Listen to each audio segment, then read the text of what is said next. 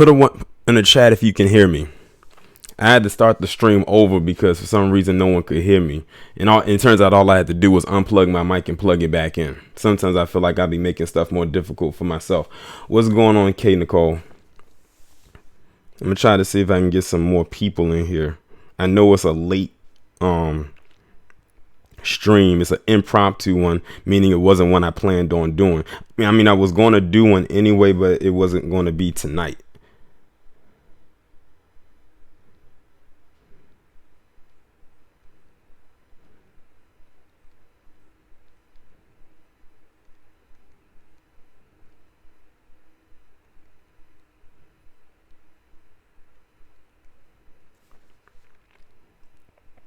All right, cool.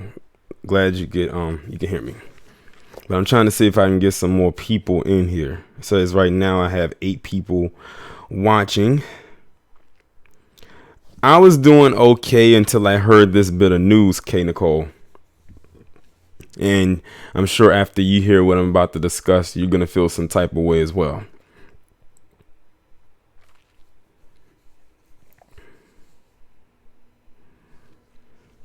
But I'm just waiting for some more people to come in, and make sure y'all hit the like button on the way in.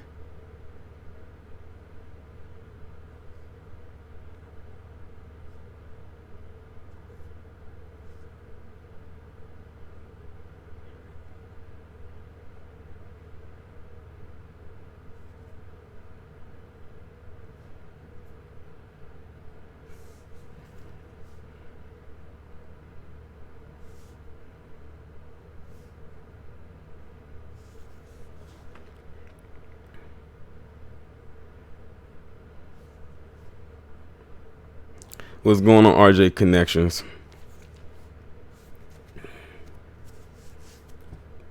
Salute, Kevin.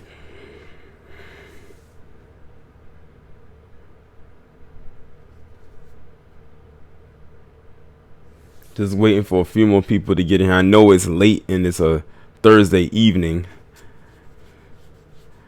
but I just had to get this one in here. Exactly, K Nicole. Make sure y'all hit that like button on the way in. Says I have 15 people watching. Why do I only have 5 likes?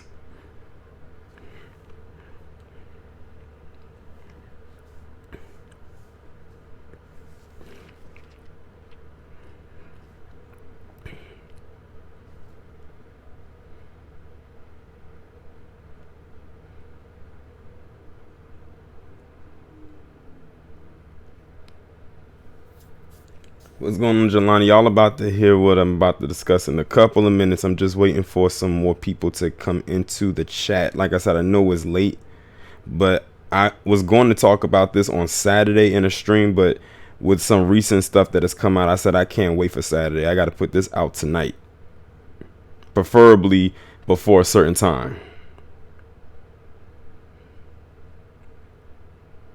Give it a couple more minutes, and we're going to go ahead and get into it.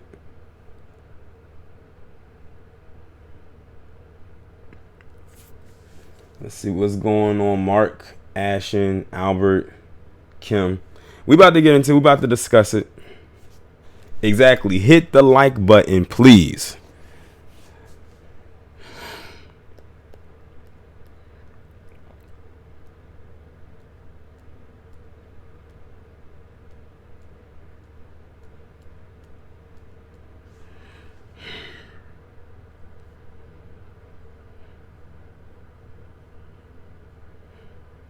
I'm gonna probably get started around 10:15, so I'm gonna give it another 5 minutes. I'm just waiting for people to get in here because you know YouTube don't like to send out notifications when I go live or when I do anything for that matter. But I'm gonna talk about about this particular situation, no matter how large or small the audience is, as long as I have an audience. That's all that matters.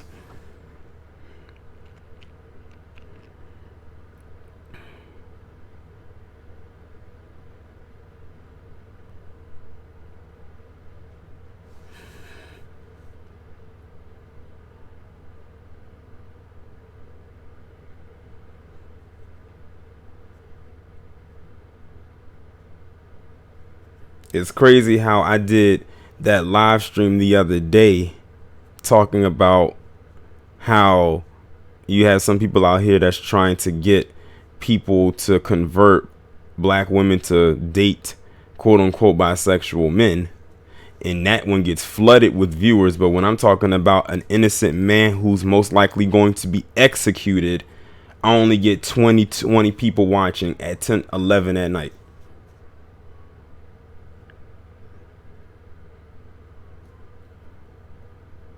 I just gave y'all a hint at what I'm about to talk about. I'm gonna give y'all 3 more minutes. Make sure y'all hit the like button. It says I have 16 likes and 23 people watching. Should be way more than that in my honest opinion, but it is what it is.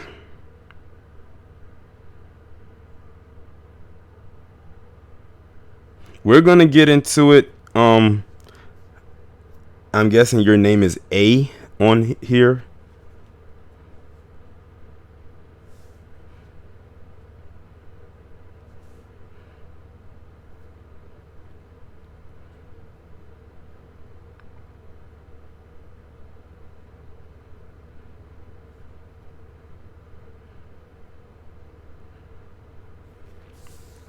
You said it's 7 p.m. in Cali.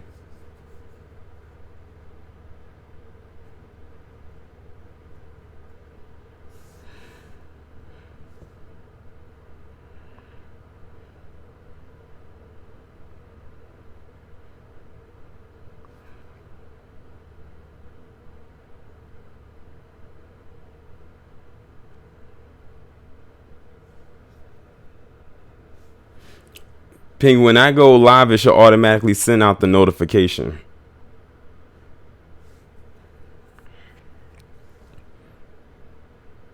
And I think they only allow it when you do like a scheduled stream, like the ones that you probably see that get posted up automatically on my Twitter account the minute I go live. But this was, like I said, a last minute one, so I went live instantly instead of scheduling one for like a couple days from now, like I usually do.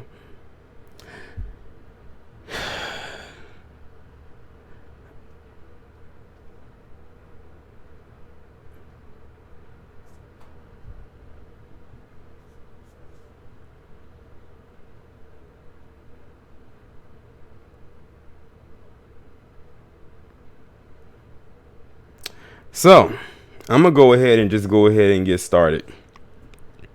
So I'm looking at my chat right now, and I'm looking at Twitter as it stands, and apparently Nathaniel Woods has officially been executed by the state of Alabama for a crime he did not commit, and they knew he was innocent. Make sure y'all hit that like button, and y'all go ahead and share this video with as many people as you possibly can. It's no reason I should have only 29 people, 30 people watching this.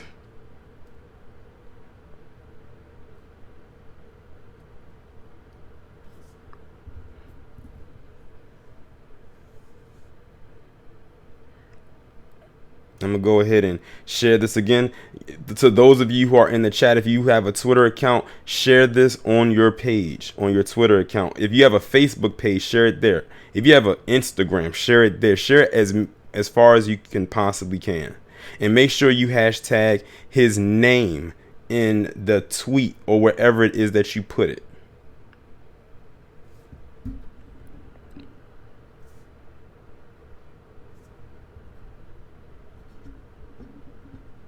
Yes, y'all heard me correctly. Nathaniel Woods has officially been executed by the state of Alabama for a crime he did not commit back in 2004. We're going to discuss this because I actually have a full-length article that came from the Daily Beast that I'm going to read to you. Now, how I found out about, and the crazy part about it is the way that we all found about this trial, about this case today. You would think that this just recently happened, like in the last couple of years, not knowing this is a trial or an incident that happened almost 2 decades ago. In 2004, I was 15. I was in high school. This is the first, and I do mean the first time I have ever heard this story. The way I found out about it today was on the one LVZ's channel, on his live stream that he did. He did a live stream today and he was talking about it. And then I decided to go ahead and do my due diligence behind this as well. And like do some research behind it. And sure enough, that's what it was. Then Willie D did a live stream maybe after the one LVZ did his, and he, Willie D has a bigger audience. And then he put out there about how there was this petition that was signed so they can get a stay, not have him be executed. And I signed it, and then I shared it onto my Twitter page, and I urged other people to sign. As a matter of fact, that particular tweet spread like wildfire, and I couldn't believe how fast it spread. But they ended up getting all the signatures. Then a couple hours later, they said that he got a temporary stay of execution, so people had a little bit of a sigh of relief. And then before you know it, like an hour after they announced that there was a stay of execution, then you had that Quaker Oats looking chick, Kay Ivey, come and lifted it. And I'm not surprised, because I've done a video about Kay Ivey in the past, and I already know how she feels about black people. And this is Alabama. And see, if y'all have the Yahoo News app, the notification just came through on the Yahoo News app. Alabama executes Nathaniel Woods for 2004 slayings of 3 police officers who were shot by another man. We're going to get into it. We are going to get into it this evening. I don't care how small my audience is watching this stream right now. I know that the notifications didn't go out. It is what it is. Those of you who miss it, they can catch the playback. And guess who was the one who actually signed to have him a stay of execution? I was actually shocked to find out it was this person. King Coon himself, Clarence Thomas. And I have a feeling I know why he did it, because if y'all remember back in 2011, it was another case of a black man who got wrongfully executed, and his name was Troy Davis. And he was one of the ones, along with Anthony Scalia, who was, I'm glad is no longer here, and were the ones that orchestrated for him to get executed. And he was an innocent man. I don't know if this was his way of trying to do a turnaround on his, I guess you can say, his sin that he did back in 2011. That was the day I realized I could not stand the sight of Clarence Thomas or even hear his name. But shockingly, Clarence Thomas was the one to sign to have him have a stay of execution. But Kay Ivey, the governor of Alabama, the one who looks like the first few presidents of the United States, was the one who lifted it. If they were able to keep this stay of execution to 12 o'clock midnight, Alabama's time, they would have been able to push this execution back weeks, maybe even months. That way it would have gave them enough time, more time to actually plead even harder to get this man not only off of death row, but out of jail altogether. But she lifted it a good 2.5, maybe 3 hours before 12. Mind you, it's 10:20 here where I'm at, and it's also the same time in Alabama because we're both on Eastern Standard Time.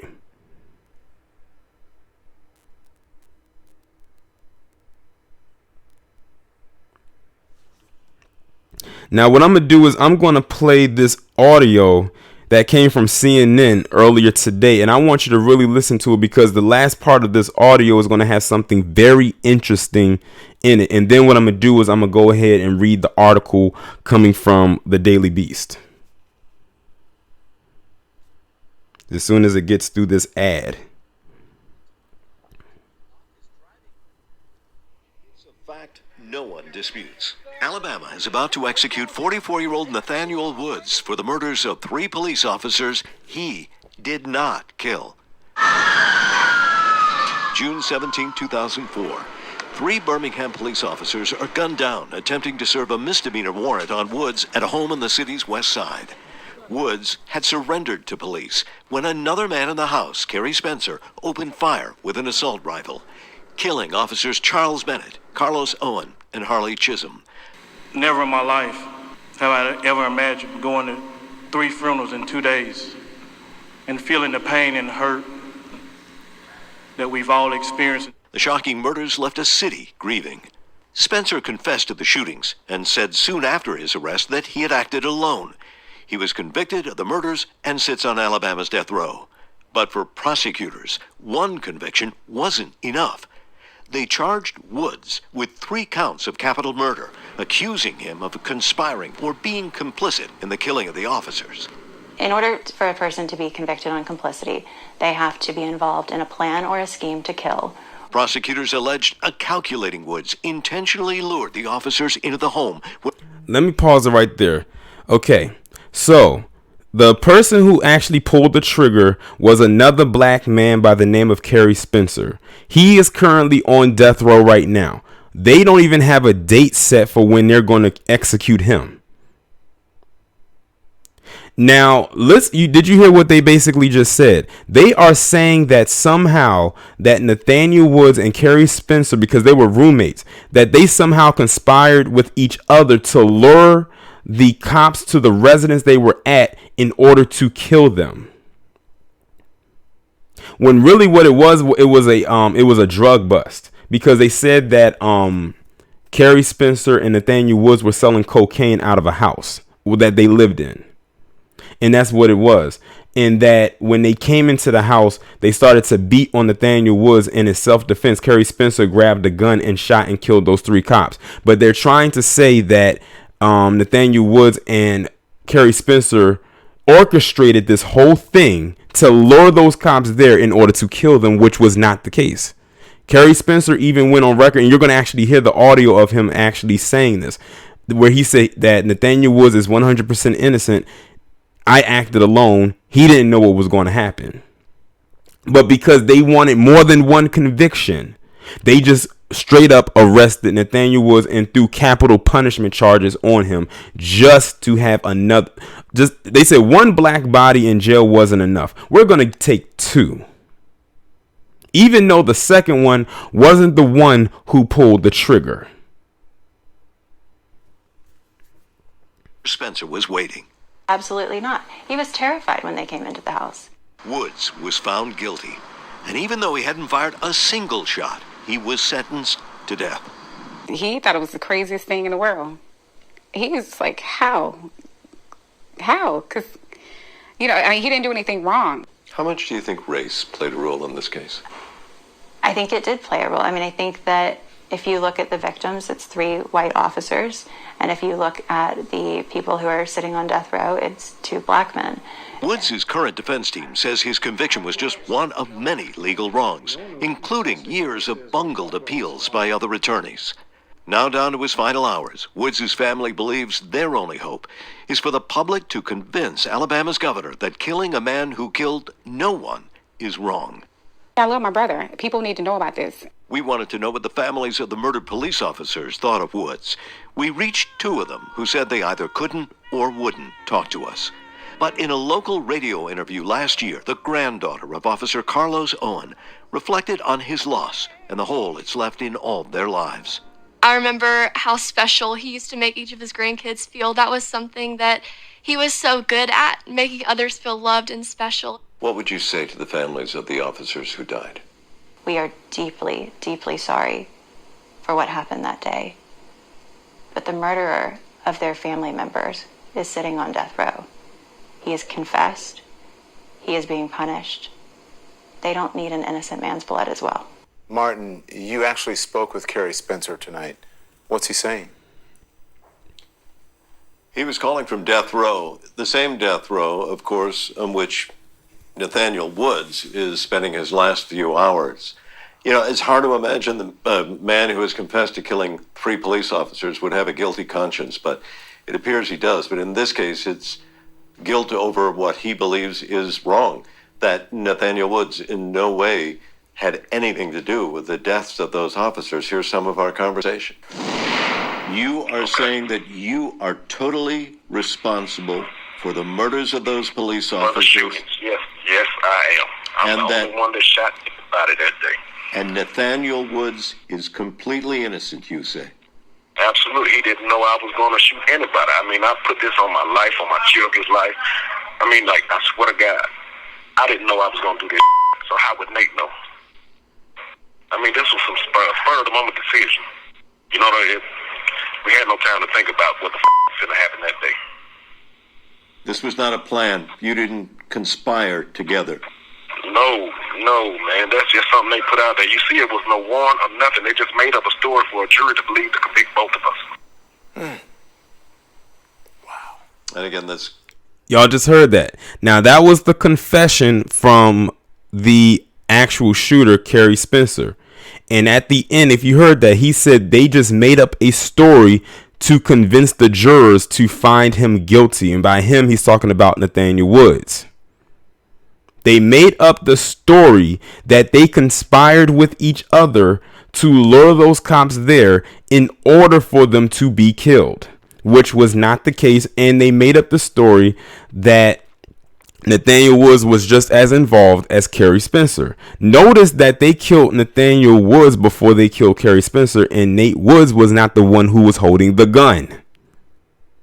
Because what they're trying to say and paint the picture is that Nate Woods was the mastermind behind this thing. See, you paint him as the mastermind, you get rid of him first. Then you get rid of the actual person who did the shooting. Just like John Allen Muhammad and Lee Boyd Malveaux. John Allen Muhammad was the mastermind behind the whole DC sniper thing. So they killed him. And because Lee Boyd Malveaux was a minor, they didn't kill him, but they just decided to keep him in jail for the rest of his life up until this new recent revelation that y'all just heard from me in a video that I just recently did.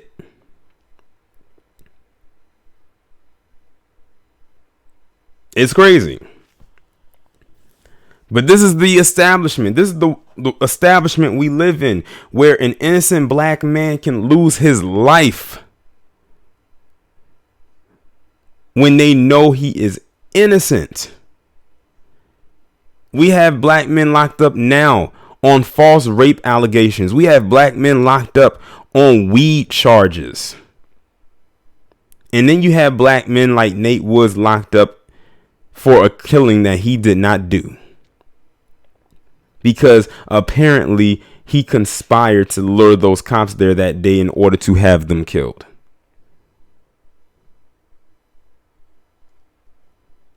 And people wonder why many black people do not like the police. And they played on that angle as well.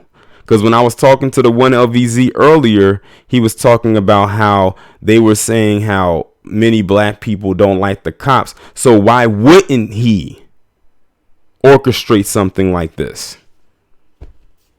Because apparently they know us so well.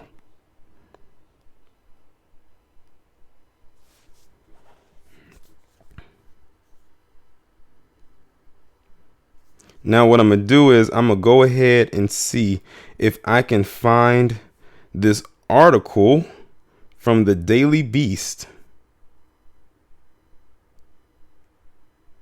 so I can read that to you. Hold on right quick.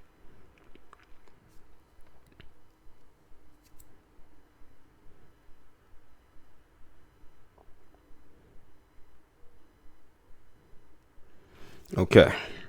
So I'm going to read to you this article that came from the Daily Beast. Make sure if y'all are just now getting here that y'all click the like button. I know that this is a late stream and I know the notification for some people did not go out, which is why the view count is so low. And I already know people in the comment section going to leave comments after the stream is done and saying, I didn't get the notification. I said, well, join the club. A lot of people didn't get it.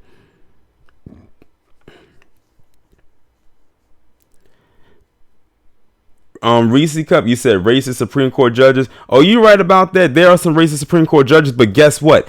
All of this falls squarely and solely onto KIV, the governor. She was the only one who that had the power to either keep the stay of execution or lift it, and she chose to lift it. And this is the same individual who was doing that whole pro-life thing. She's a hypocrite.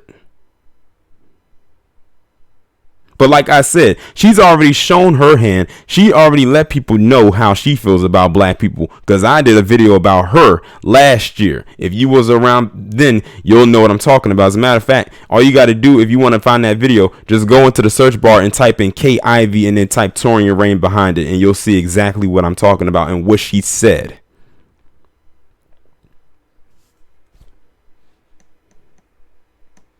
This Eaton Kletzwell, you're gone. You're trolling.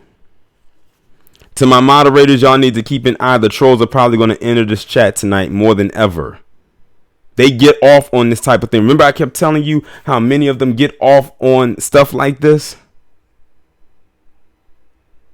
But when it's them, they expect us to grovel and cry. No. No, no. Kay Ivey is the governor of Alabama. She is the one that had the power to determine if Nate Woods would live or die. She decided to let him die. No, this Eaton Kletzwell, he doesn't get timed out. He gets banned, and I already blocked him. So at the end of the day, no matter what the Supreme Court judges decided to have his stay execution, she at the end of the day had the final word to either lift it or let it stay.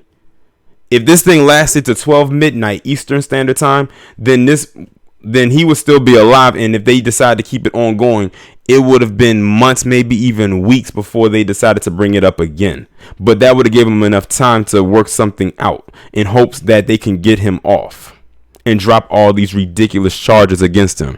If y'all remember, before I get into this article, do y'all remember I did a video a couple months back about a black man, I forgot where he was, who has been in jail since the 90s for a crime he didn't commit, and they tried to get him on death row, but every time they tried to come to a consensus, it always ended up with like a mistrial or a deadlock or something like that, and they tried it like 6 or 7 times. Y'all cannot tell me that this whole so-called system is not in place in order to murder innocent black men. I can't remember the name of the man's name, but those of you who know what I'm talking about, y'all let me know in the chat. It was a guy, a black man, who was convicted of something he did not do, and he's on death row as well, and they kept trying to find a way to get him onto that table, but it kept being deadlocked every single time by every jury, and the jury constantly changed, and they even admitted that they were doing underhanded things to try to get that man to be found guilty, and nothing worked because they didn't have a case against him. And I think they finally stopped after 6 tries, and we're talking about over a decade of them trying. I think the last time that they tried was maybe a couple years ago. Maybe last year, I don't know, but it was very recent.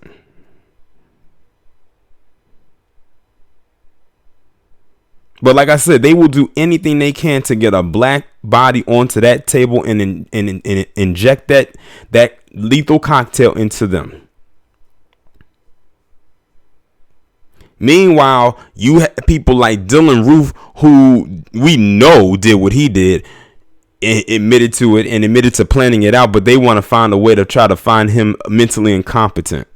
You have the guy that killed John Lee Cowell, who murdered Nia Wilson and almost killed her sister, and they're trying to make excuses for him. And the list goes on.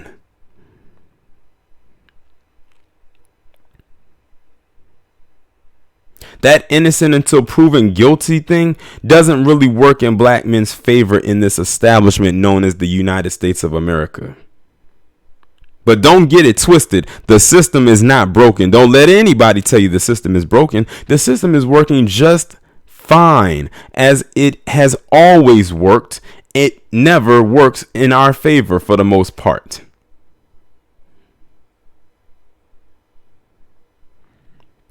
What's going on, Vulcan?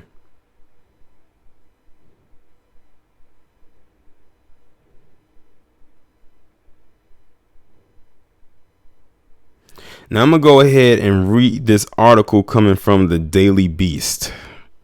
It says an Alabama man can, now mind you, what I'm reading to you will be considered past tense because he's now executed. An Alabama man convicted of fatally shooting 3 police officers in 2004 was executed on, okay, they did update it, was executed on Thursday night despite last-minute legal drama and pleas for clemency from family members, high-profile activists, and even the victim's sister, who all say he shouldn't be put to death since he didn't pull the trigger. Now look at that. A victim's sister, one of the siblings of the victims, even came out and said he shouldn't be executed or should not have been executed. But they went against all of that and killed him anyway. You know what it is? You want to know what it is? They don't like to lose. Let me say that again. They do not like to lose. Wasn't that what Richard Spencer said? It's not about fairness. White supremacy is not about being fair. It's about winning. They knew that if this man was able to walk up out of that prison, that would have left a huge stain on the entire Alabama government. To have this man locked up since 2004 for a killing he did not do.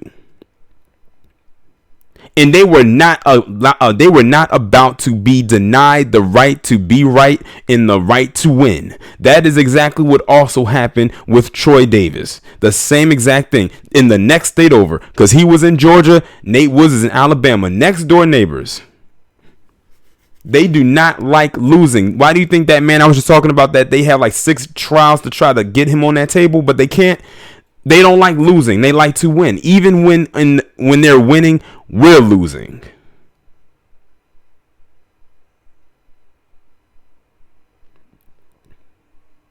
Look at what they did to Khalif Browder when they picked him up. And they kept doing all the stuff they were doing to him because they don't like to lose.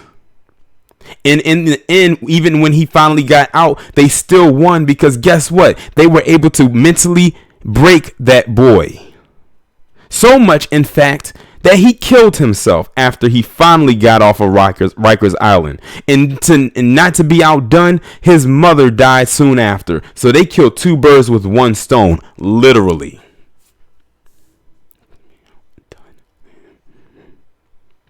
So if they can't get you physically, they're going to get you mentally.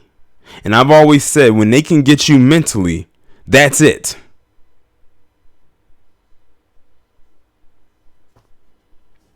Nathaniel Woods, age 42, was convicted of capital murder and sentenced to death in 2005 for the June 17, 2004 killing of 3 Birmingham police officers. Authorities said Woods and his roommate Kerry Spencer were dealing crack cocaine from their home when the 3 officers, Carlos Owens, Harley Chisholm, and Charles Bennett, were murdered while trying to serve an arrest warrant. Although Spencer admitted he was the actual gunman who shot at the officers several times, prosecutors argued during the 2005 trial that Woods was also responsible for their deaths because he quote-unquote conspired with his roommate in the grisly slaying. They have to go with that lie, and I'm saying this again, they had to go with that lie that Nate Woods and Kerry Spencer conspired with each other to set those 3 officers up to be killed. Even though his roommate came out and said that's not what happened. Nate Woods was completely innocent. But they weren't trying to hear that. Once they put that charge down on the books that he did this, they had to run with the lie. Because like I said, they do not like to lose. It's not about being fair. It's about winning. That's what Richard Spencer said. If I can't give him credit for anything, at least he was very honest about that. That's why I always tell black people this whole morality shtick that we were fed, this whole morality thing, toss it out the window because you're getting it from people who have no morals. They lack it all. They lack morality. They lack morals. They feed that to you so to keep you in line. But they can go out there and do whatever. And morals doesn't mean a thing to them.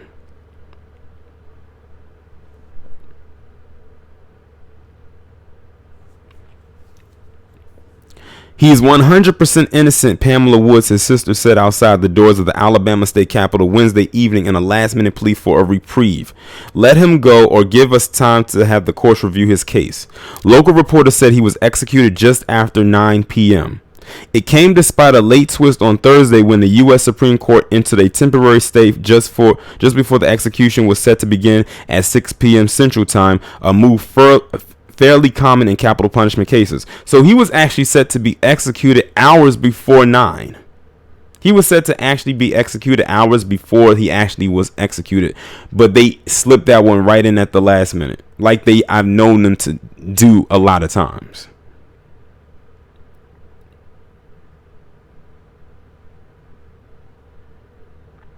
While the justices reviewed a last-minute request for clemency by Woods' legal team.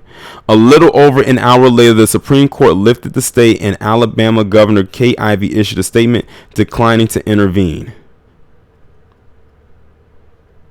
Let me read that again.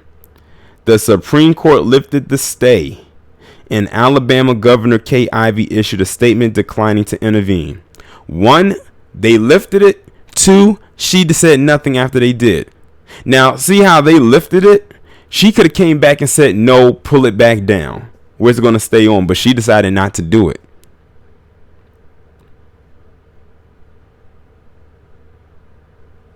And that officially ended any final chance for Woods' execution to be replaced. Governor Ivey does not presently intend to exercise her powers of commutation or reprieve in this case. Of course she does. Like I said, just look back at her history. That lets you know what type of person that she is. I swear that woman looks like the Quaker Oats man, George Washington, Thomas Jefferson, every dead president on any kind of currency. That's what she looks like. And honestly, how she acts.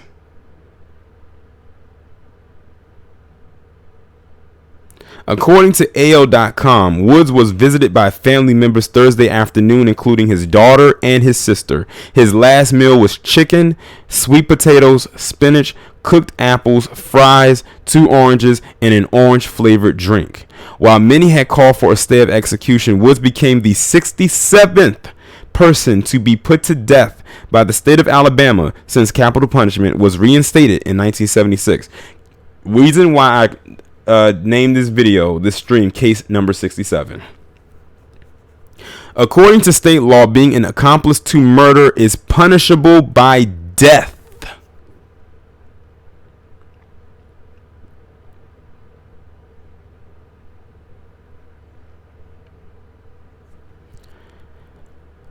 Being accomplice to murder is punishable by death according to state law. Now that's Alabama state law. See, they ran with that lie that he conspired, that he was an accomplice.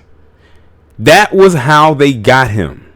They knew that by saying he conspired with the death of those cops, they could get him. And they know that wasn't the case, but they did it anyway. Now you see why in a lot of my videos, especially them opioid ones, when I say I feel nothing, I mean it.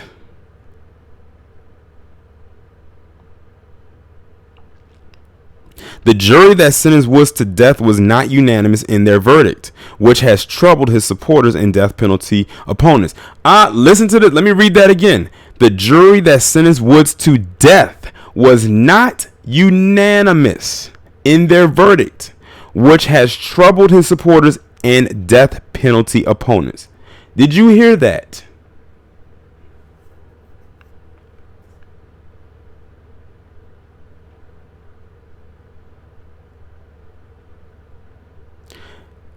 I think the one OVZ told me that the vote was 10-2, which means it's not unanimous. Unanimous would mean all of them had to vote in that particular way for them to be if you can't hear me, refresh your page. In order for it to be him to get that execution. They said it did not have to be unanimous. So they could have voted, like, so for example, they could have had 12, let's say it's 12 people. 11 people could have said no, he shouldn't get the death penalty. One person can say yes, and they would have went with that one yes over that one yes over those 11 no's.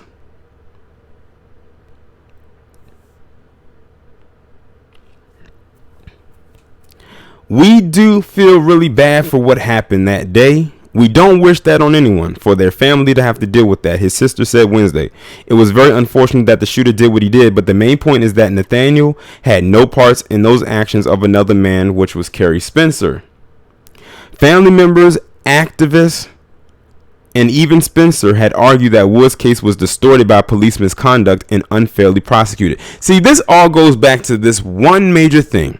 Here you have two black men who had been swarmed by these three white cops, and these three white cops were killed by another black man.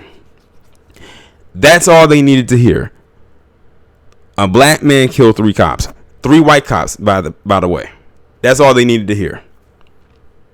That's all they needed to hear. Like, that's two things right there. One, they were white. Two, they were cops. Three, the person who shot him was black. And he was a man too. You can throw that on there as number 4.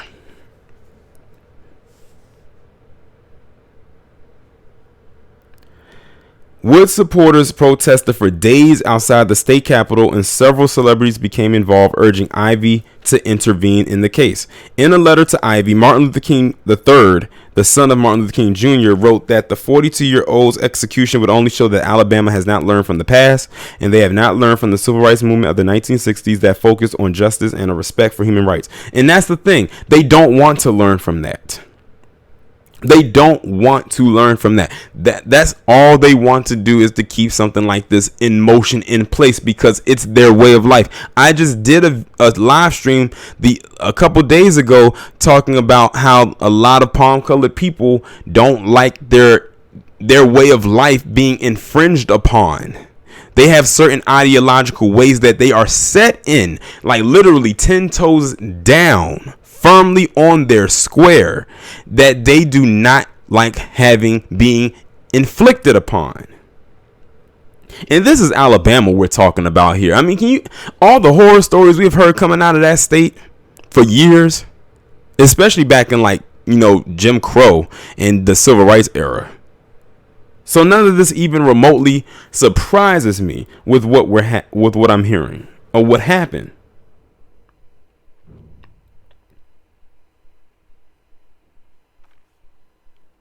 Killing this African American man, whose case appears to have been strongly mishandled by the courts, could produce an irreversible injustice, he wrote. I urge you to grant him a reprieve. We must allow the time to accurately review the new evidence. You know what? The same could be said about Troy Davis, and that was back in 2011, and ain't nothing changed since then.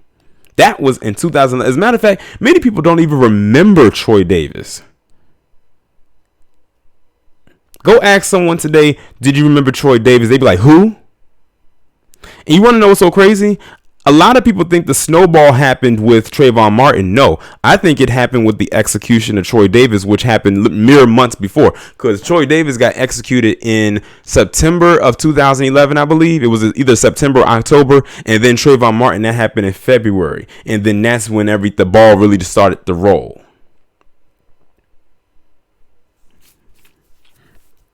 On Thursday, rapper T.I. also voiced his continued support for Woods, urging his followers to show their support on a website dedicated to saving Nate and encouraging them to send a letter to Ivy and convince her to spare Nate's life. This ain't about race or politics. First off, race definitely plays a part into this. T.I., hate to break it to you, but race definitely plays a part in this. Excuse me.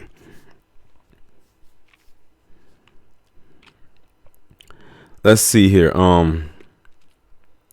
This is about fair and decent human beings standing up for what's right. Like I said, it goes back to not being fair. It's about them winning. Listen, America is a cutthroat nation. I'm going to say it again. America via the United States is a cutthroat nation. It's a dog eat dog establishment.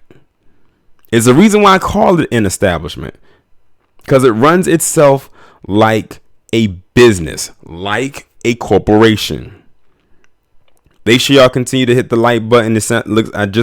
I finally just crossed 100 viewers after being on here for damn near an hour, but that's okay because we're still here.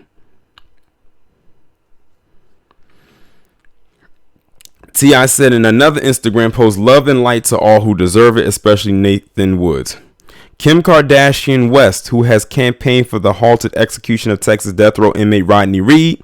That's who I was thinking about. Rodney Reed. That's the one who has the extended stay of execution. Because they almost killed him last year.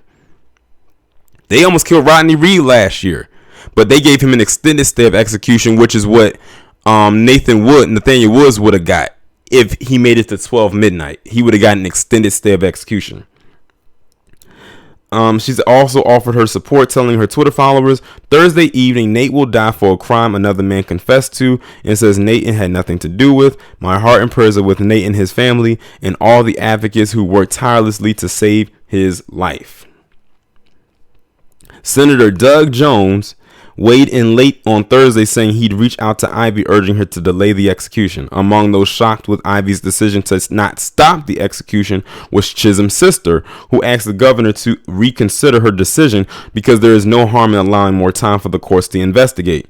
I do not think Nathaniel is guilty of murder, the sister said. Please do not move forward with this hasty decision to execute Nathaniel. My conscience will not let me live with this if he dies. I beg you to have mercy on him. Now, this is the sister, the one who's speaking. That's the sister to one of the victims, one of the ones who was killed, one of the cops that were killed. That's the sister who, quote I just read, basically trying to plead and beg with Kay Ivy to not go through with the execution. But she didn't even listen to the sister of one of the cops who were killed. So what does that tell you? Now, mind you, the sister, of course, is another white female, and she's trying to beg and plead with another white female. What does that tell you? That her hatred for black people, probably more so black men, outweighed that of the pleas of another white woman whose brother was killed, and not by the one that they claim did it or was involved. I told y'all about that Kay Ivy last year. I told y'all about her. In a handwritten open letter released this week by one of Woods' attorneys, Spencer insisted that Woods is 100% innocent because he alone shot and killed all of those officers.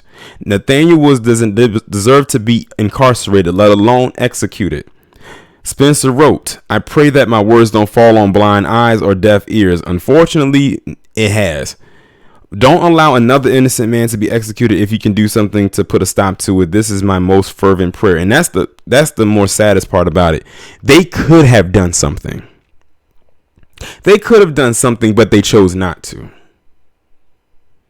To anybody who's late to the chat, yes, unfortunately, at 9:01 p.m. Eastern Standard Time, Nathaniel Woods was executed by lethal injection. They did kill him. An innocent man. But yes, they decide if they are going to go through with something, they're going to do it.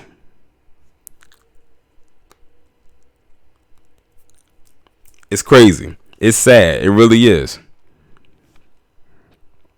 Spencer has maintained he acted in self-defense by shooting the officers, claiming they assaulted Woods and pointed a gun to his face. And he was also sentenced to death, but his execution has yet to be scheduled. Now look at that.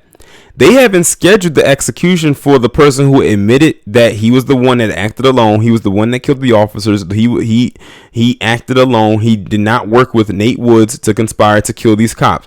But who did they kill first? The innocent one. Somebody out there, please help me make it make sense. Because like I said, in their mind, in their narrow-minded view, Nate Woods was the one that was the mastermind. He was the one that plotted this. In their mind.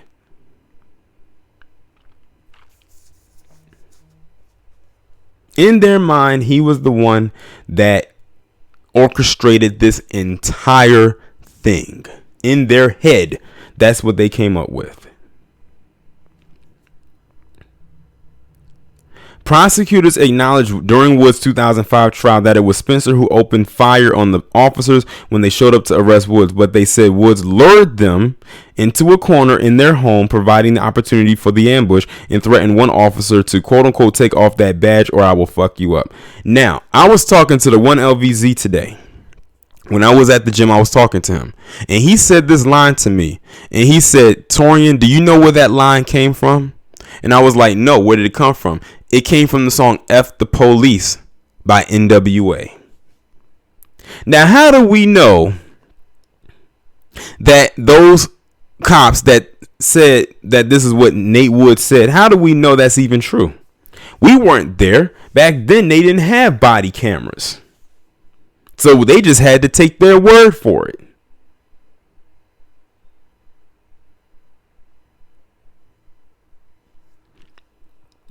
They wanted them trapped, prosecutor Mara Searles said in her closing argument, claiming that Woods kept Owen's gun as a trophy. They wanted them in close range. Nathaniel Woods was the bait. Kerry Spencer was the hook. You want to know what's so funny? When I was talking to 1LVZ today, before I had even read any article surrounding this story, I predicted and told him I have a feeling that they painted Nate Woods as the person who put together this elaborate plot to kill these cops. And sure enough, when he responded to me, he said, T, you haven't even read the article yet, and you are absolutely correct. And you know how I was able to predict that? Because palm colored people have become so transparent that I know what they're going to say before they say it. Because they use the same wash, rinse, repeat method they have been using for the last few decades when it comes to black people, especially black men. It's not hard to decipher through their code anymore. When I said that, I said, wow, I haven't read one article yet, and I was able to determine that's what they got them on.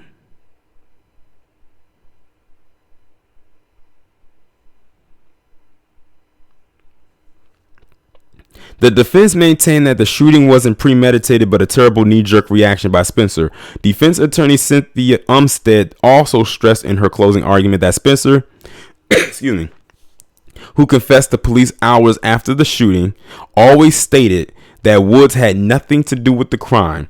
Nobody says Nathaniel Woods did one thing to kill those police officers. Both Woods and Spencer testified during the trial, telling the court that the three officers had come to the home several times before, looking for another roommate, Tryan Bubba Cooper, who dealt drugs there. According to a 2012 affidavit, Cooper admitted paying off officers Owen and Chisholm for 2 years to protect my drug business and make sure no one else sold drugs in my area of Birmingham. Did you hear that? Let me read that part again. Now, it's amazing they leave this part out. Now, let me go back a little bit. They said Nathan Woods and Kerry Spencer spoke on the trial that that they would come out there several times looking for a third roommate that lived there that dealt drugs there. Now, this other person, this Tryan Bubba Cooper, said that Owen and Chisholm are two of the cops that were killed. He said for 2 years he would pay them to protect my drug business in my area of Birmingham. So they were basically out there guarding a trap house, so to speak. The two of the cops that were killed. But they left that part out. They didn't focus on the fact that 2 of these cops were most likely dirty. But after he was charged with attempted murder in 2004, April 2004, which was the same year that the shooting happened a few months prior, Cooper said the officers raised their price, which he could not afford, and he began avoiding the house to avoid a confrontation. As True Royal Family says, the plot thickens.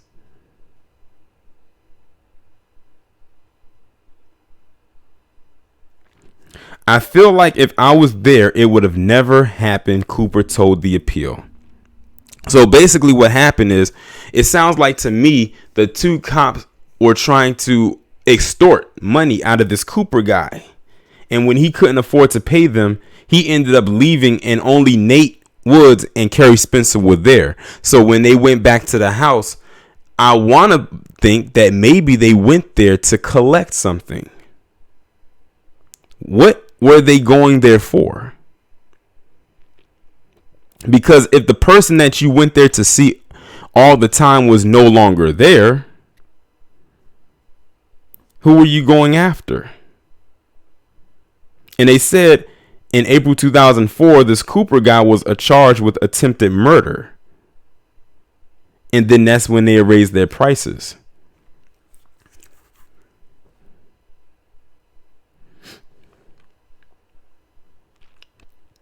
The jury did not reach a unanimous verdict, but Woods was still able to be sentenced to death under Alabama law, and his legal team's appeals attempts proved unsuccessful.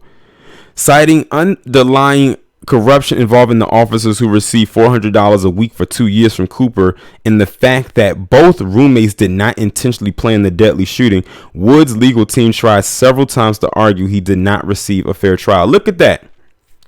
That Cooper guy, the one that I was just talking about, who those 2 cops were coming out there all the time, he said they paid them $400 a week for 2 years.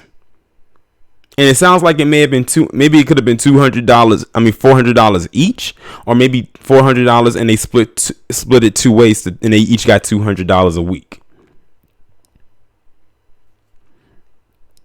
The surviving officer, Birmingham Police Sergeant Mike Collins, even testified on Woods' behalf, saying he heard Woods give up and say, "Don't spray me with that mace," after they arrived to serve him the misdemeanor warrant, the 2016 Court Appeals records state. Over the past decade, Woods' attorney had also collected evidence to support their claim the trial was marred by corruption. So I'm not surprised by that either. Remember the case I was telling you about with the guy with the 6 trials? The prosecutor or whoever that was against him admitted that they would mess with that jury pool in order to try to find him guilty, so they could get him on that table and get that needle in his arm. Salute to everyone in the chat. I'm sorry I can't read all the comments right now because I don't want to lose my spot on this article. According to the Appeal, 2 witnesses whom prosecutors relied on to make their case that Woods, quote unquote, lured the officers into the house the day of the shooting, signed affidavits last month admitting they were coached by a quote unquote memory expert before the trial. Look at that. Memory expert, quote unquote. One of the witnesses said police threatened to take away her child if she refused to testify. I can't say I'm even remotely surprised by anything I just read right there. And I'm talking about that little piece right there. They knew that if they did not testify, this case would have went a whole nother way. And if they did testify, they wanted them to testify one way. I wouldn't be surprised if they forced them to commit perjury.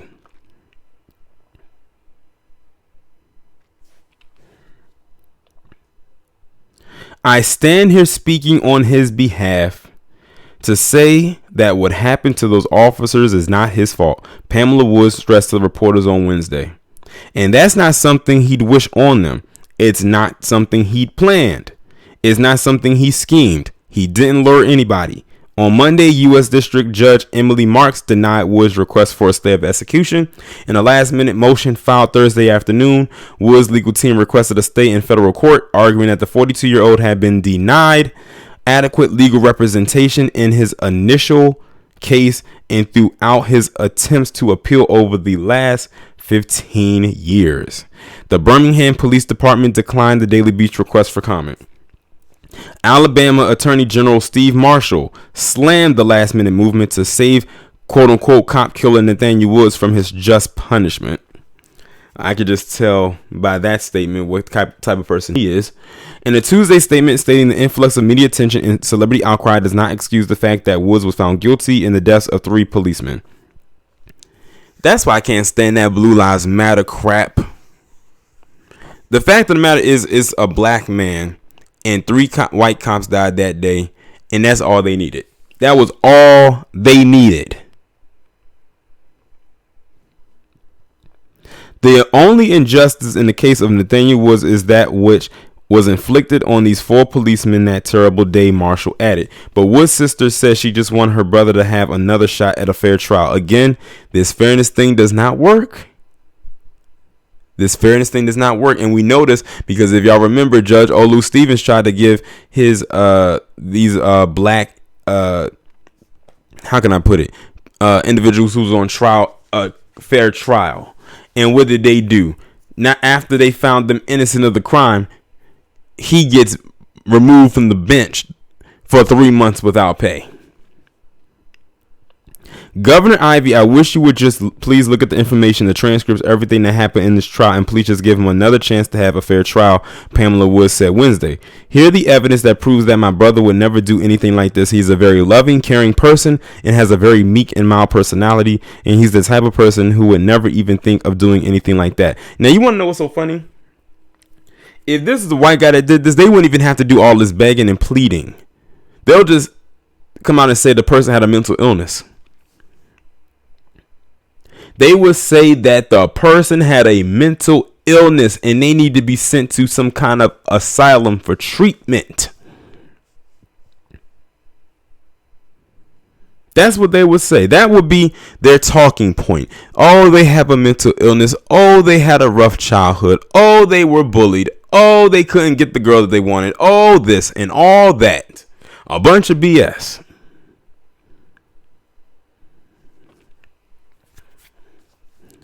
Here the evidence that proves that my brother would never. Oh, I'm sorry, I read that part already. Okay, never mind. That was the end of the article. Okay. So as you can see, it was pretty lengthy, but I wanted to get through that. But yeah.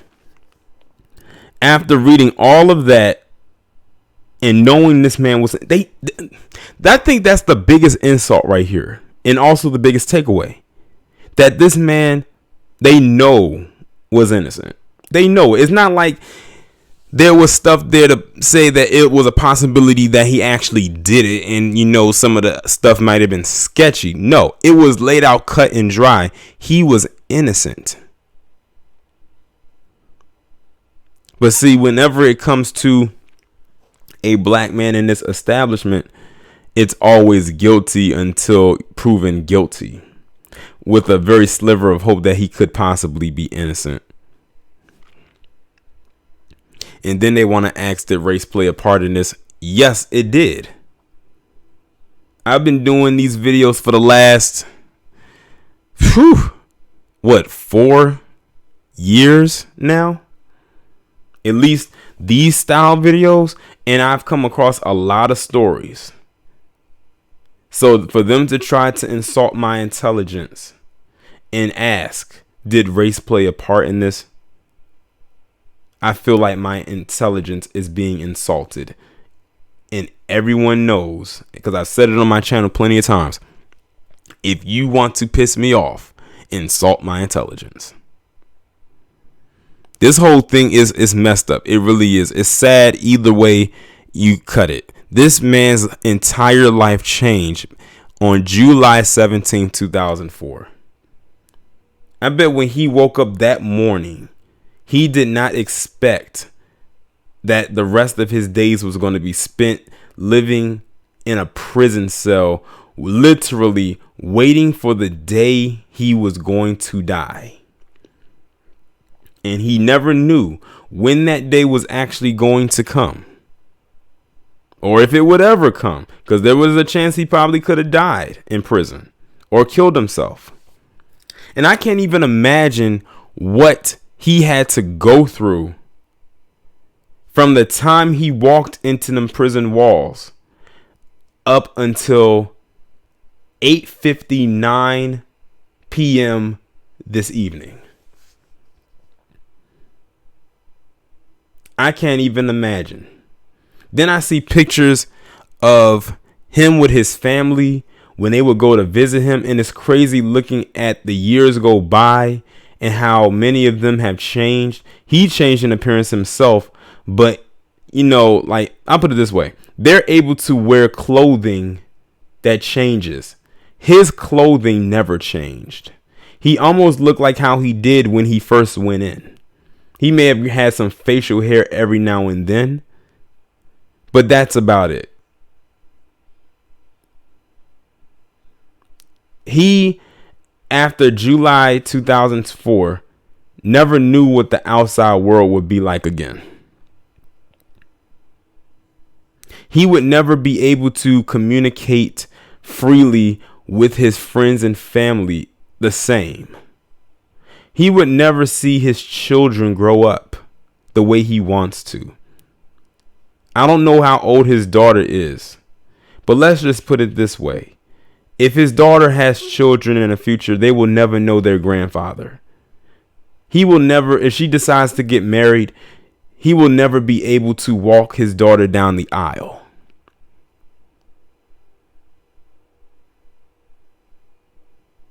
Like, that was taken away from her. To have a masculine figure in her life.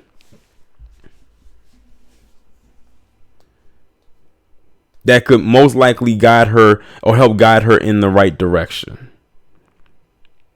Because when you look at how a lot of these girls out here today, you can tell many of them didn't have a father figure in their life. She had one, but he was taken away from her because of a lie.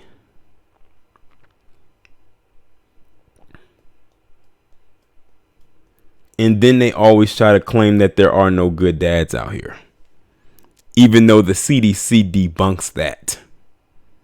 Every time, always said that black fathers are some of the most active fathers, period, whether they are with the mother or not.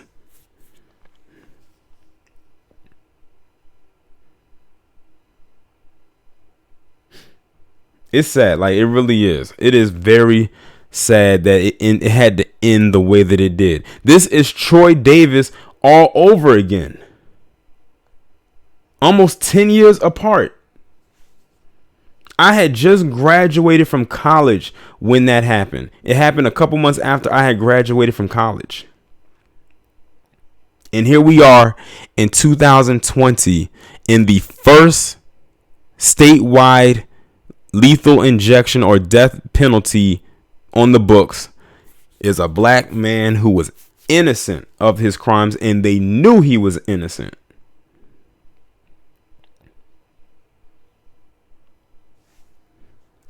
That's why when people bring up things like equality, I look at them some type of way. I'm like, equality, that's a myth. I believe that I'd see Bigfoot before I even see equality, at least true equality.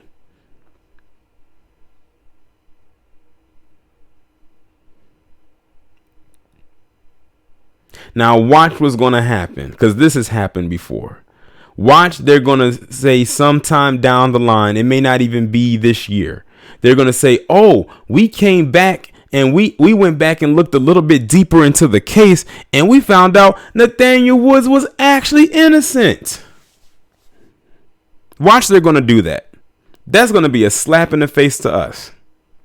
We're going to be like, okay, there's nothing you can do now because the man is dead, and you knew he was innocent back then when he was alive, but chose not to let him go because you were focused on winning.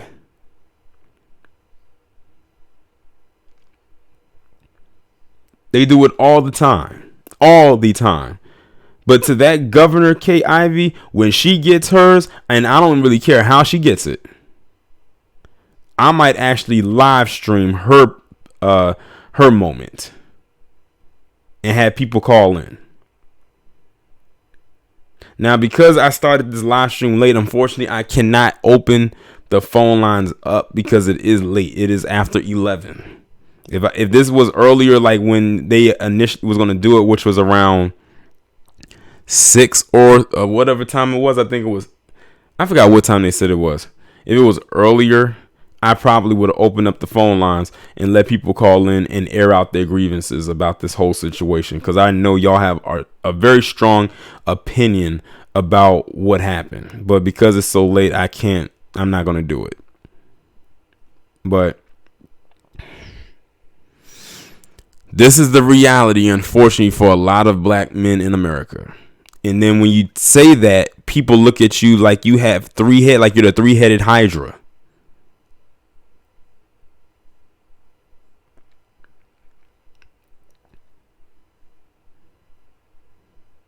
And see, they're going to take something like this. They're going to continue to spread the lies. And I wouldn't be surprised if some of them palm colored people down there, them racists, are going to put his picture up there and say, see, this is what happens when you kill cops. This is what happens to you when you kill cops. Meanwhile, most cop killers look like the palm of my hand. But they're scared of them, right? They'll give them all kinds of chances in the world.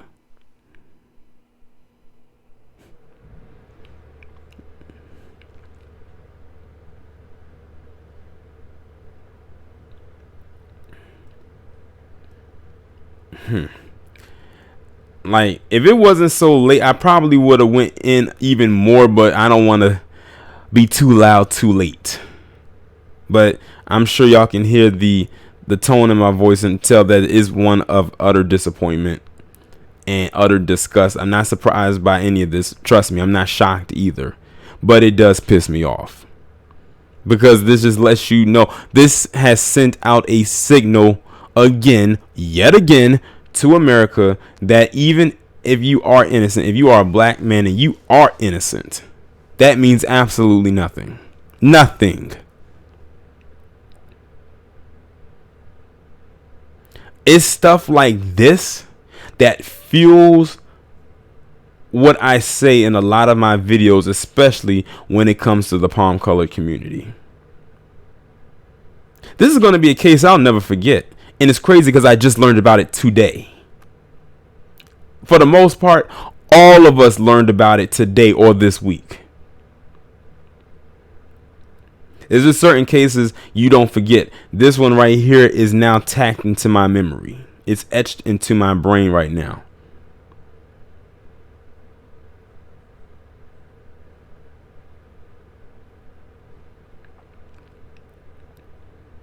But I think I'm going to go ahead and end the stream on that note. I've said all I've had to say. We've been on here for over an hour. And I'm glad everybody was able to tune in. Those who did come in, who came in and showed support. I'm sorry I couldn't read the comments like I wanted to. But like I said, I wanted to get to that article without losing my spot, because it was a lot to read. Salute to the chat.